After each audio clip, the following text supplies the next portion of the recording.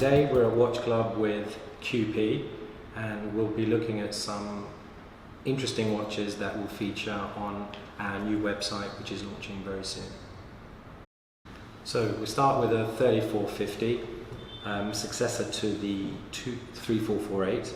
Only 244 pieces were made, and for me it's one of the most beautiful Patek complications ever produced. Elegant dial, Dauphine hand, smooth bezel, leap year indicator, which the 3448 doesn't have. Exceptionally rare watch, made even more so by the fact that this one was retailed by Tiffany, so I'm guessing potentially only 10 pieces made. Sticking with Patek Philippe, we move to a watch that has, I should say, a reference, the 5020. It's eluded me for most of my watch career. Fortunately, a few years ago, I managed to find this beautiful example in yellow gold. Wasn't popular in its day. The 3970 was, and it was round and it was selling, an awful lot. The 5020 didn't, because of this TV dial shape. People didn't really like it.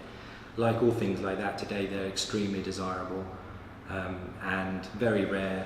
I believe only 200 were made in yellow gold, so that's not very much for production around the world. Ground complication 5020J. We move on to the famous A series Royal Oak. This, I think, is a watch that we need to keep an eye on for the future. I think this watch could potentially be £50,000 within 5 years. This is comparable to the Nautilus, the Jumbo Nautilus, of the same era. This is the A series, produced in 1972. It's number 194, so this is only the 194th Royal Oak ever made. And I think this is not only a very chic and understated watch, but a fantastic investment as well. Talking about investments, we cannot fail to mention the famous porcelain dial Zenith Daytona. This is the R series and features the 200 unit bezel, the beautiful floating porcelain dial. I've often heard it being called the Wedgwood as well, which I think is quite cool. Satin bracelet. This watch was made in 1988. It was the first automatic Rolex Cosmograph, and it has to feature the R serial.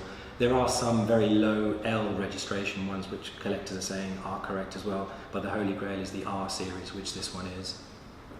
We're moving on to a Hoya Ortavia chronograph. I believe this model is from 1968. Again, undervalued for many, many years. I've seen them at auction climbing, prices are really going up for these. Not a watch you see very often.